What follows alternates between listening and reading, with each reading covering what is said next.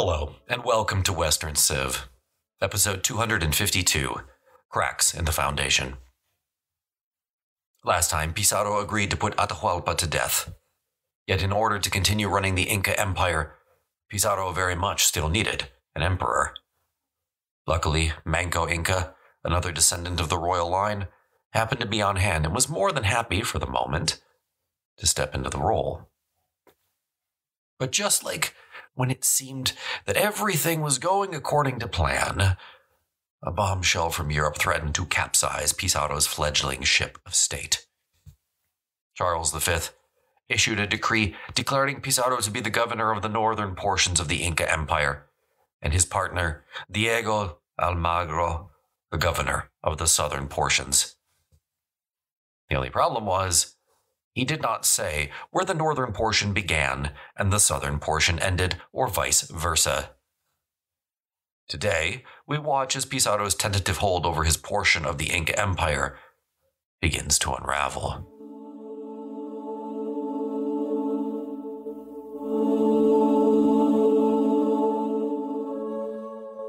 Diego de Almagro arrived in Cusco in late January 1535, having been appointed lieutenant governor by Pizarro. He had barely arrived when a breathless messenger from the coast informed him that he was now the governor of all of the southern Inca Empire. However, along the western coast of South America at the time, only a skilled ship's pilot could accurately gauge distance, and to date, no one had attempted to demarcate the boundaries of Pizarro's territory. And there were more problems than just the maps.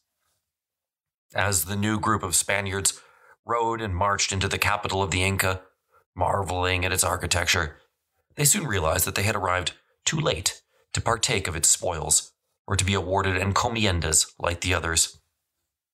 Undoubtedly, these new conquistadors looked with envy on the 88 encomiendos who had chosen to remain in the capital and who were now fabulously wealthy men. Many of the latter had already shed their armor, and now wore stockings, capes, and hats pierced by stylish feather plumes. By contrast, the newcomers wore patched clothing and didn't have a coin to their names. This newest group of conquistadors had been lured to Peru in the belief that they could become instantly rich. Abruptly disabused of this notion, they now realized they had missed that opportunity by at least a year, if not longer. It was a realization that caused more than a few of them to become quite bitter. With a minority of the Spaniards extremely wealthy, and a majority extremely poor, political divisions between the two groups not surprisingly began to appear. Those Spaniards to whom Pizarro had granted encomiendas were naturally indebted to him, loyal to him. Those who had arrived with Almagro, on the other hand, were hoping that loyalty to the aging conquistador who had brought them here would pay off in the long run. After all, if it turned out that Cusco lay within Almagro's new realm, then the Spaniards who had already been awarded encomiendas might soon have those rescinded. Almagro would then surely distribute the encomiendas among his own followers. But the fact of the matter was, no one knew who Cusco belonged to. This exacerbated an already politically charged environment. Moreover, two of Francisco Pizarro's brothers, Juan and Gonzalo, were in Cusco at the time. They were Francisco's youngest and most impulsive brothers, and seemed only to exist in order to throw gasoline on already existing problems. Remember when I told you that conquest of the Inca was very much a Pizarro family business? Well, I never said that every member of the Pizarro family was equally skilled at it.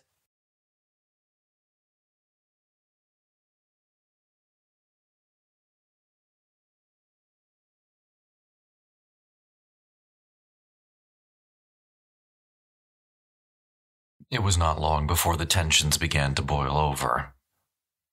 According to one chronicler, quote, Juan Pizarro and Gonzalo Pizarro were the most resentful of Almagro because they disliked him. Almagro's friends coaxed him, telling him to look out for himself. The king had made him lord, so he should truly be one.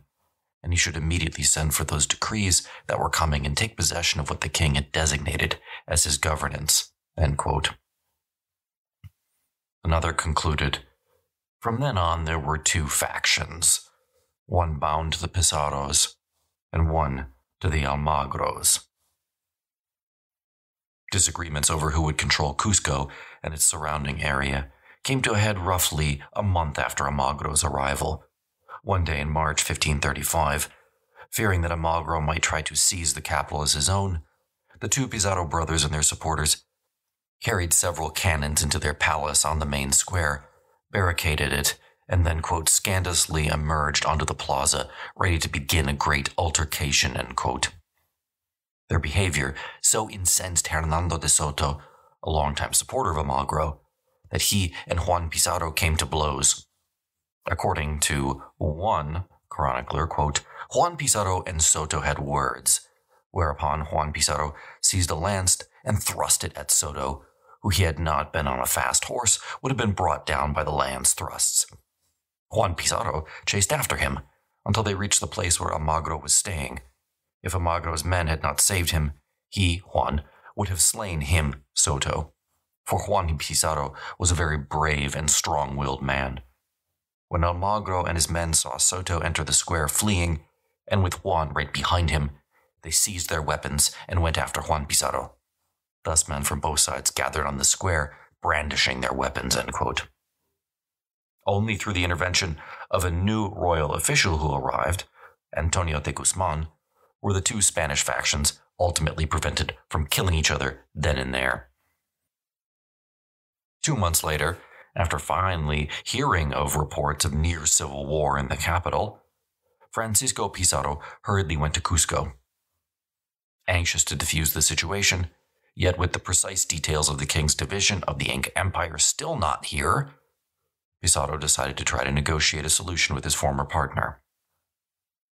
Both Pizarro and Almagro were by now aware that they had conquered only perhaps 2/3 of the Inca Empire.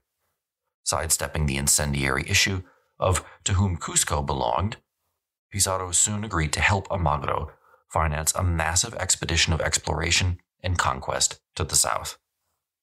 The southern portion of the Inca Empire would clearly lie within Almagro's future governorship. Pizarro, therefore, hoped that by helping finance its conquest, he would rid himself of his increasingly troublesome partner, and would at the same time eliminate the current political crisis in Cusco.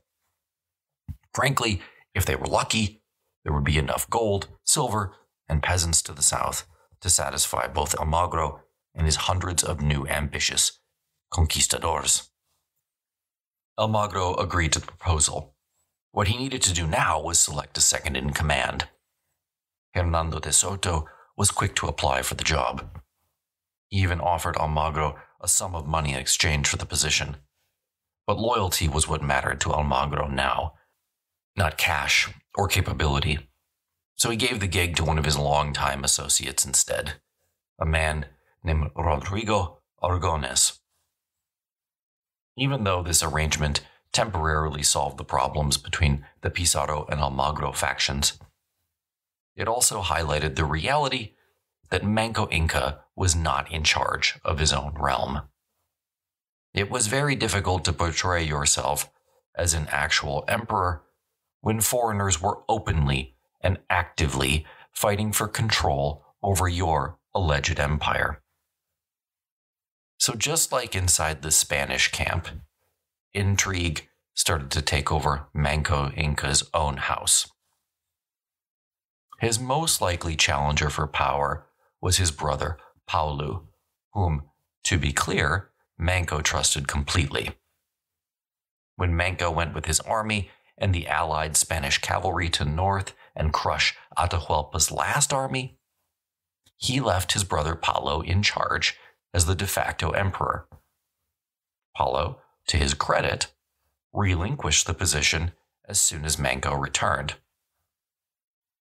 Manco was, however, suspicious of his cousin, Pasac, and half-brother, Ataxopa. But aware that rivalries among the Inca elites might cause instability in his new kingdom, Francisco Pizarro attempted to end any power struggle by bringing the two Inca sides together to negotiate. The attempt was unsuccessful, however, so much so that Manco privately wrote to Almagro to help rid himself of any rival Inca faction. The year before, Manco and Almagro had spent considerable time together while on military campaigns and had become friendly. Although busily preparing for his expedition to the south, Almagro agreed to help the young emperor.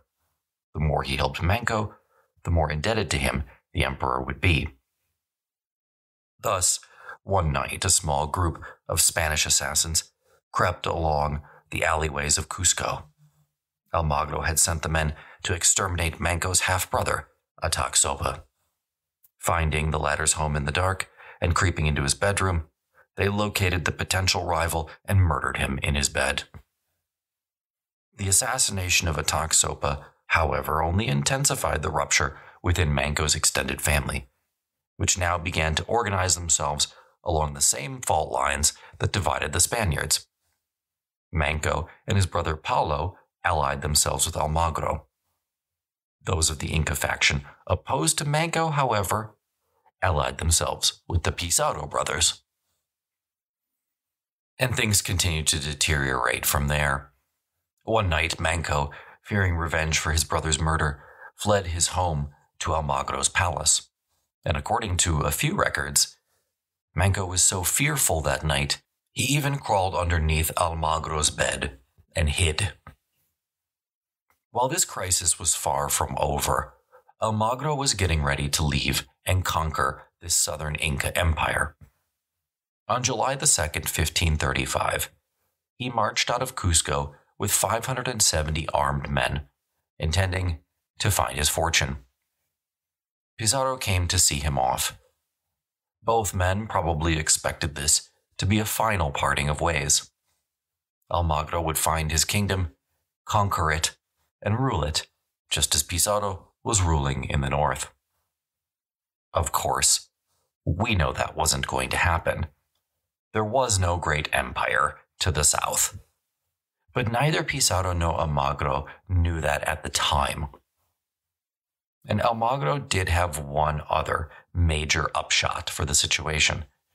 It emptied Cusco of all the poor, dispossessed Spaniards.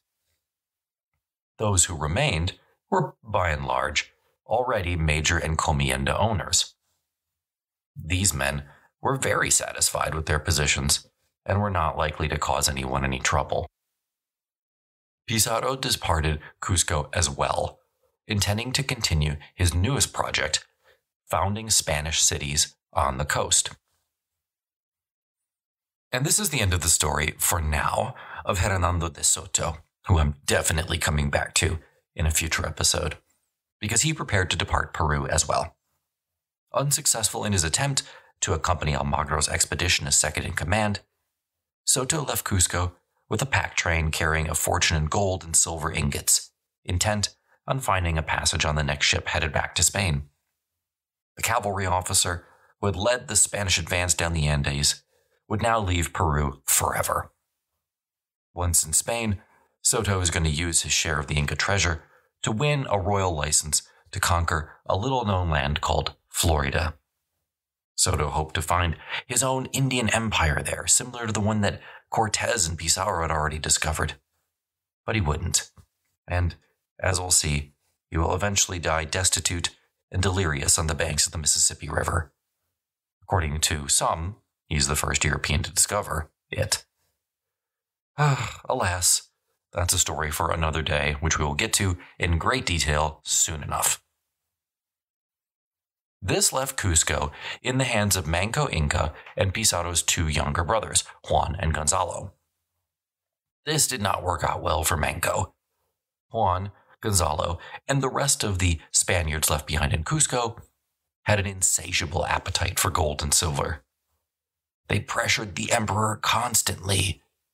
Where was all the hidden gold? At first, Manco played along. But before long, it became clear to him that no matter how much gold he gave the Pizarro brothers, they would always demand more. And it wasn't just the gold.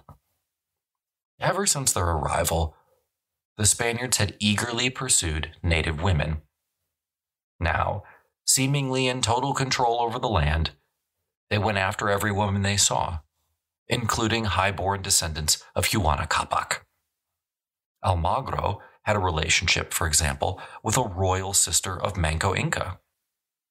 Quote, she was the daughter of Juan Capac and of his sister, who would have inherited the Inca Empire had she been a man.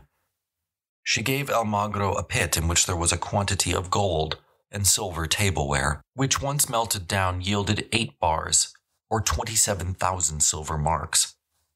She also gave another captain 12,000 castellanos from the leftovers of that pit. But the poor woman was not shown any greater respect or favor by the Spaniards because of this.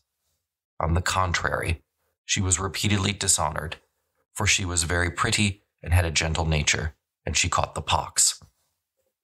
Finally, however, she married a Spanish citizen, and in the end, our Lord was well served when she died a Christian and was a very good wife. Unquote. Given that some of these women were not married, having affairs with the Spaniards didn't bother the Inca elite. And then Gonzalo pushed it too far. He treated Manco Inca and the rest of the native elite with utter contempt. And Gonzalo wanted Manco's own wife as his mistress. When an Incan official confronted him about how inappropriate this was, his reaction was less than positive. According to one source, he grabbed the man roughly and shouted in his face, "Who gave you the authority to talk to the king's Coriogo like that? Don't you know what kind of men we Spaniards are? By the king's life, if you don't shut up, I'll seize you and play a game with you and your friends that you'll remember for the rest of your lives. I swear, if you don't keep quiet, I'll slit you open alive and I will cut you into little pieces." Not exactly an understanding reaction. But this woman, Cura Ocolo, was not only Manco Inca's wife, she was also his sister. It was inconceivable that he would have to give her up or allow Gonzalo to conduct an affair with her. Hoping to placate Gonzalo, Manco ordered that a large quantity of gold and silver be gathered. He soon arranged for it to be delivered, and he personally accompanied it to Gonzalo's palace. Sadly, Gonzalo wasn't satisfied. In the end, he responded, "All this silver is good, but she is what we really want."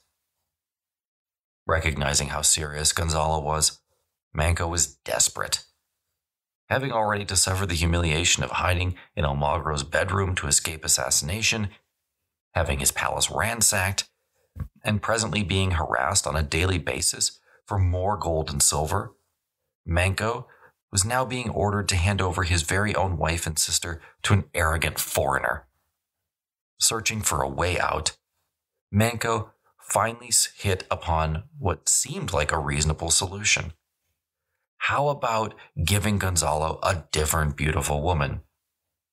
An Inca woman even more beautiful than his queen.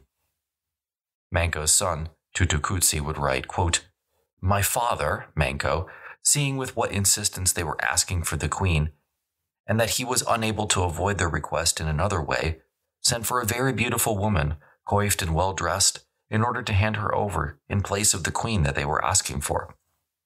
But when they saw her, they said that she didn't seem to be the queen they were asking for, but rather another woman, and that he, Manco, should give them the queen and stop wasting their time." Not willing to give up, Manco assembled 20 more beautiful women, hoping Gonzalo would choose one of them and give up on his wife. But Gonzalo showed no interest and insisted even more vehemently on possessing the Inca queen. With mounting desperation, Manco finally sent for another of his sisters, who resembled his wife closely. Making sure she was dressed and looking identical to his wife, Manco led this latest decoy out to the Spaniards. The emperor even pretended to be dismayed when he had been forced to relinquish his very own queen. According to some, when the Spaniards saw her come out, they shouted with joy and enthusiasm. Gonzalo Pizarro, completely obsessed with having no other woman than the Queen of the Incas, by this time could scarcely restrain himself. Again, Manco Inca's son reports, quote, Mr. Manco Inca, and this is Gonzalo again speaking, if she is for me, give her to me right away, because I can't stand it any longer. And my father, who had instructed her well, said, many congratulations, do what you wish with her. So, in front of everyone and oblivious to all else, Gonzalo went and kissed and embraced her as if she were his legitimate wife. The woman, the sister, horrified and frightened at being embraced by someone she didn't know, screamed like a madwoman and said that she would rather run away than face people such as these. And when my father saw her behaving so wildly and so strongly refusing to go with the Spaniards, he realized his own freedom depended upon her complying. Completely furious, he ordered her to go with them, and seeing my father so angry, she did what she was commanded to do, and went with them more out of fear than any other reason, end quote. But in the end, it didn't matter. Gonzalo eventually realized that he had been duped. He discarded the sister and seized Manco Inca's own wife as his own. Bitterly, Manco himself would later write, Gonzalo Pizarro took my wife and still has her. If Manco had any doubts about the price he was going to be required to pay in order to become emperor of the Incas, those doubts were soon accentuated when the high priest of the Inca, a man named Vilac Umu, unexpectedly arrived back in Cusco. Manco had sent Vilac Umu to accompany his brother Paulo on Almagro's expedition to the south. But only 3 months into the expedition, Vilac Umu had escaped, and he now told Manco horror stories of all he had witnessed. Everywhere they had gone, Vilac Umu said, the Spaniards had been consumed with finding objects of gold and silver. If the local chiefs didn't immediately produce what they demanded, then the Spaniards treated them with brutality. Even when the gold and silver was produced, the Spaniards nevertheless demanded that the native villagers accompany the expedition as servants, and those who did not do so voluntarily were taken bound in ropes and chains. A young priest who accompanied the expedition wrote, quote, they carried off their wives and children. The women who were attractive they took for their personal service, and for other things besides. And when the mares of some Spaniards produced foals, they had the Indians carry these on hammocks and litters, and other Spaniards had themselves carried in litters, just as a pastime, leading their horses by the bridles, so that the horses, became very fat, end quote. Even the native porters that Manco had given Almagro, Vilac Umu explained, were routinely treated violently, quote. They, the servants, worked all day long without rest and without eating, except for a little roasted corn and water, and they were barbarously imprisoned at night. There was one Spaniard on this expedition who locked 12 Indians in a chain and boasted that all 12 died in it, and when one Indian died, they cut off his head in order to terrify the others, so that they didn't have to undo the paddock on the chain. If some poor Indian got so sick or tired, then they routinely beat him until he died from it, because they said if they were lenient with one, the rest would become sick or tired. End quote. Vilac Umu had escaped from Almagro's expedition and hurried back to Cusco. Most of the Incan porters and servants Manco had sent with that expedition came back with him. That expedition, by the way, was not going according to plan. Almagro had to pass through some of the highest mountains in the Americas at this point. His men were dying at perilously high rates, both from the freezing temperatures and the increasingly hostile natives. But Vilac Umu's return was a major turning point in the conquest of Peru. Not long after he arrived back in Cusco, he and Manco Inca began organizing secret meetings. At these meetings, Umu and others began urging Manco to lead his people in a full rebellion. And Manco Inca had now reached a personal turning point as well. In the beginning, he had hoped to rule with the Spaniards, but that was looking increasingly impossible. He had tried to satisfy the foreigners' desires, but that was proving impossible.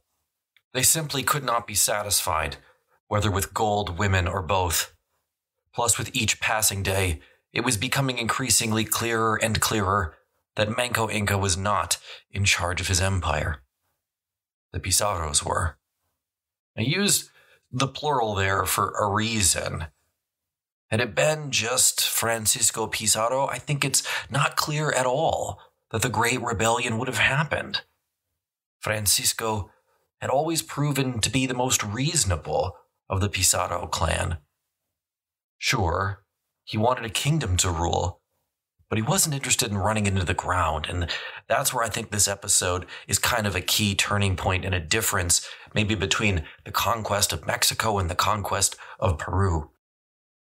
If the first episodes in this series were about Francisco Pizarro studiously following the blueprint and getting pretty lucky at times, this episode is about how his brothers managed to do just about everything that they can to provoke the coming Great Rebellion.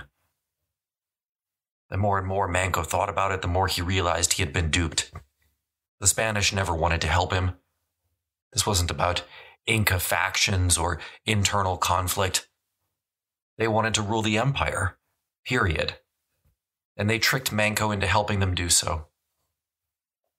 At some point, Manco also realized that if he did rebel, he would be restarting the war that had been lost by Atahualpa's generals. So he would need to do something different. Gradually, Manco made up his mind. He would never again put any faith in the Spaniards. They simply could not be trusted. In early November 1535, Manco Inca took the first concrete steps in the direction of rebellion, calling for a secret meeting of his chiefs and governors from the four quarters of the empire. It was a major turning point in his life and in the history of Peru. There, he told the men assembled, quote, "I have sent for you in order to tell you in the presence of our relatives and attendants how I feel about what these foreigners intend to do with us, so that before more Spaniards join them, we can arrange things in time, so that in general everyone will benefit. Remember that the Incas, my fathers who rest in the sky and in the sun, ruled from Quito to Chile, and did so many things for those they received as vassals that it seemed that they were children who had emerged from their own entrails. They neither robbed nor killed anyone except when it served justice, and they kept order and reason in the province, as you well know. The rich did not succumb to pride, and the poor were not destitute. Instead, they enjoyed tranquility and perpetual peace. Our sins made us unworthy of such lords, and were the reason that these bearded ones entered our lands, their own being so far away from here. They preach one thing and do another, and despite all of the admonitions they give us, they do the opposite. They have no fear of the sun god, nor shame, treating us like dogs.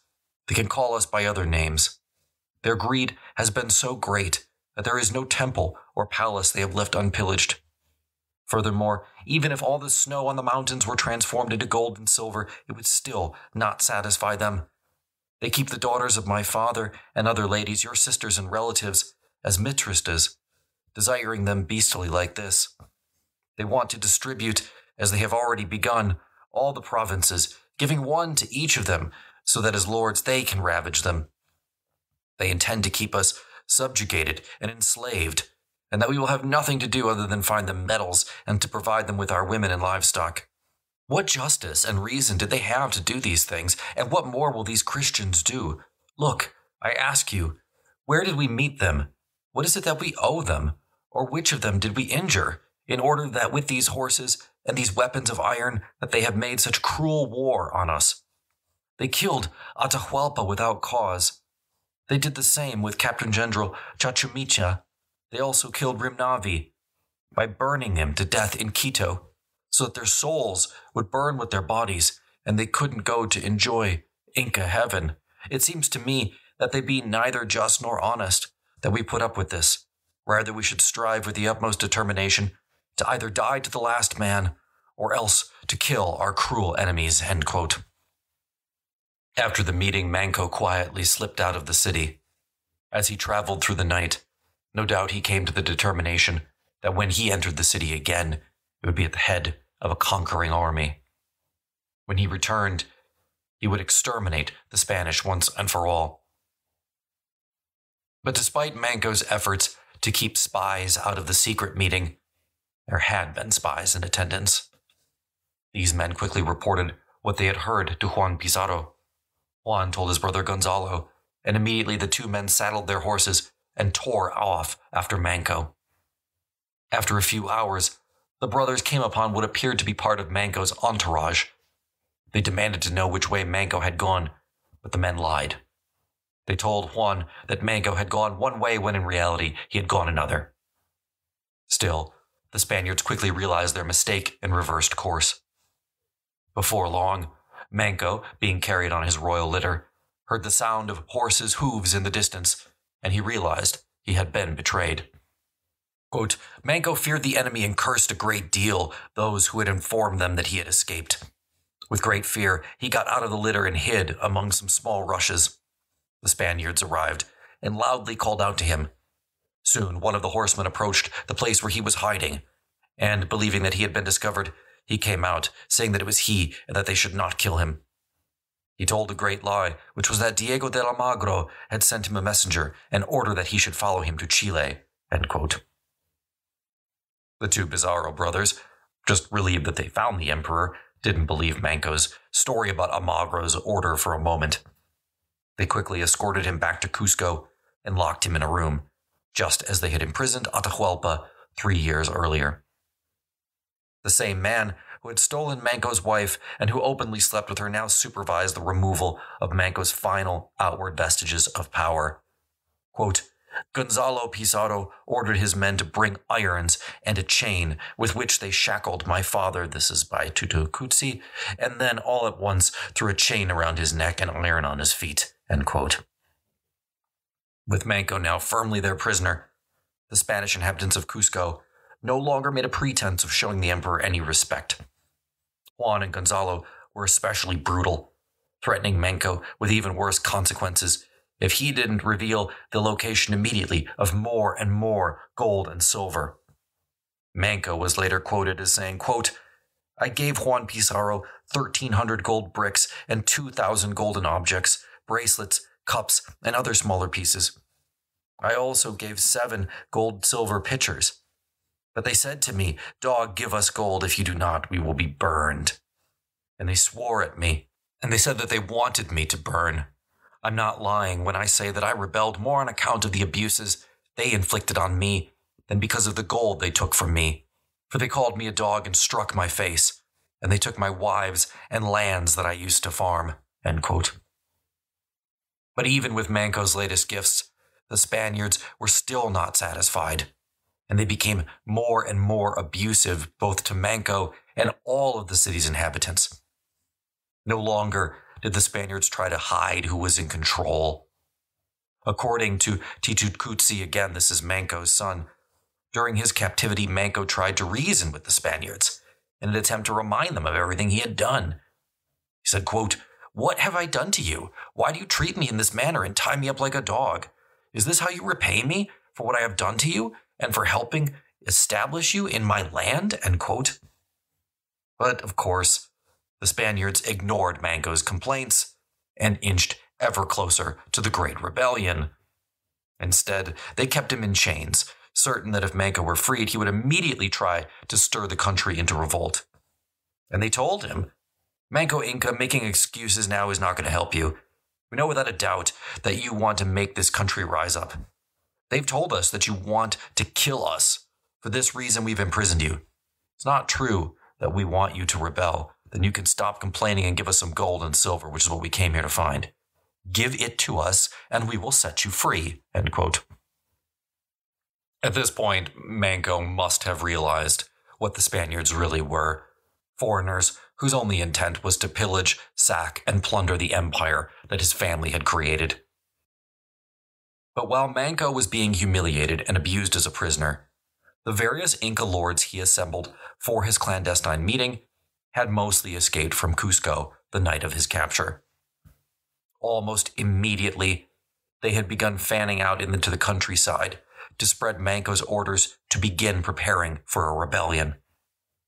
In the Inca system of government, each provincial governor directed the local chiefs below him, who in turn commanded households of commoners that numbered anywhere from a few hundred to maybe 10,000.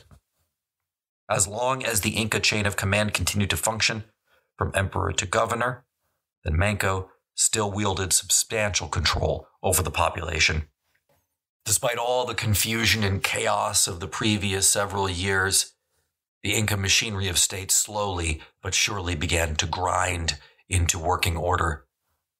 Everyone began to get ready to follow Manco Inca's one order: prepare yourselves. The word got out, and slowly in different parts of the empire, the rebellion began to smolder. By now, the Inca realized that the Spanish were tough to kill when they were in large groups. So instead, they settled on a strategy of killing them when they were mostly isolated, when they went to their encomiendas to get tribute. In the far southern portion of Peru, close to modern-day La Paz, 2 Spaniards were killed in December 1535 on their encomiendas. Soon, more and more natives were killing Spaniards that way, ambushing them from the city when they were traveling alone. Word spread, and before long this new style of attack had spread throughout Peru. Within only a few months of the meeting, over 30 Spaniards had been ambushed and killed, more than had been killed in the first 3 years of the conquest. In January 1536, Hernando Pizarro returned to Cusco after an absence of 2 years. He was the one, if you will recall, who accompanied the royal fifth of the treasure back to Spain after the death of Atahualpa. Hernando had negotiated the Pizarro cause well.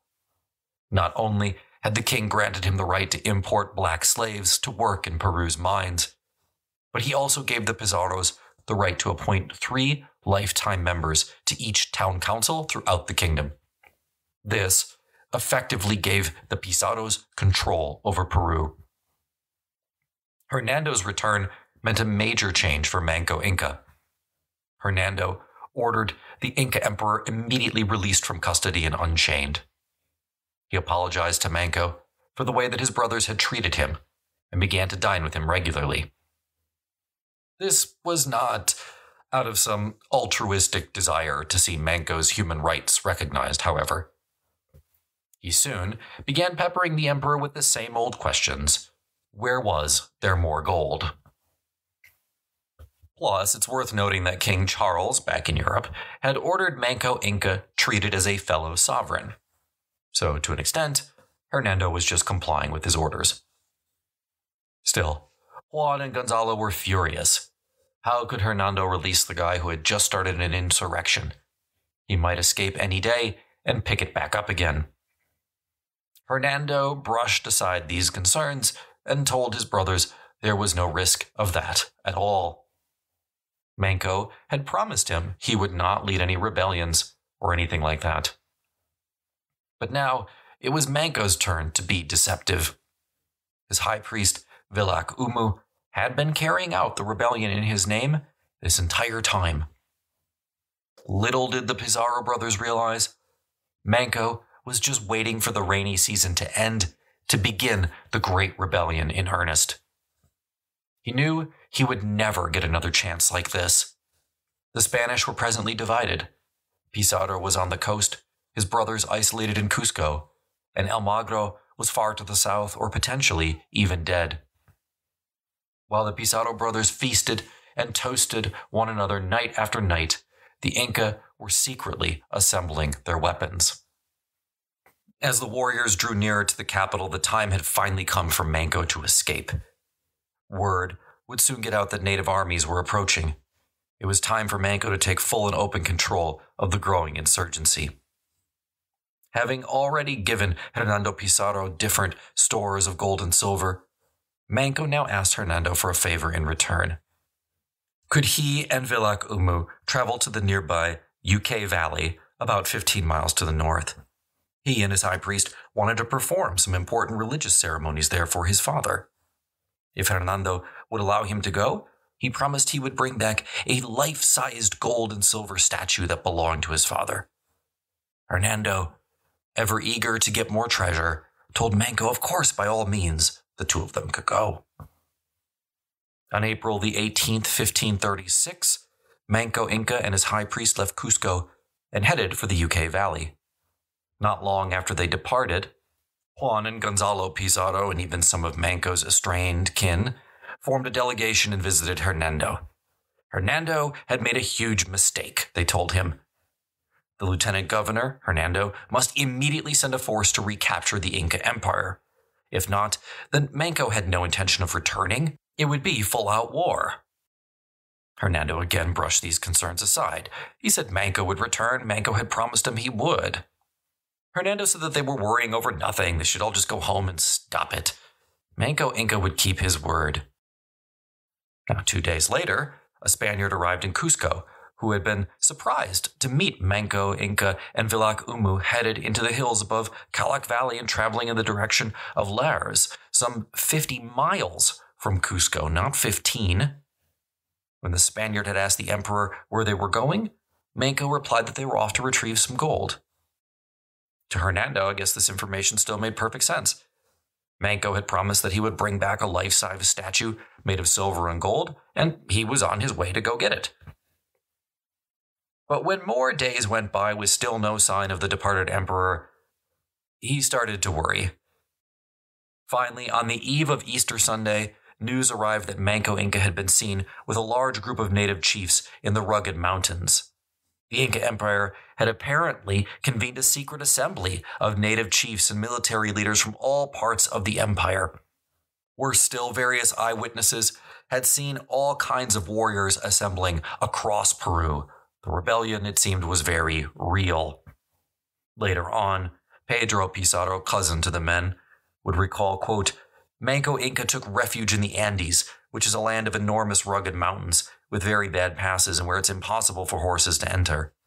And from there, he sent many high-ranking captains all over the realm in order to gather up all the natives who could fight and who could go with them to lay siege to Cusco and kill all of us Spaniards who were there, end quote. Hernando had been duped. After more than 2 years on his puppet throne, Manco Inca had formally declared war against the Spaniards. Next time, the Great Rebellion. As always, if you've enjoyed the episode, you can check out more information at the website, westernsibpodcast.com. If you would like to support the show, there's a couple of ways you could do that. The links are in the show notes via Patreon or via Western Civ 2.0.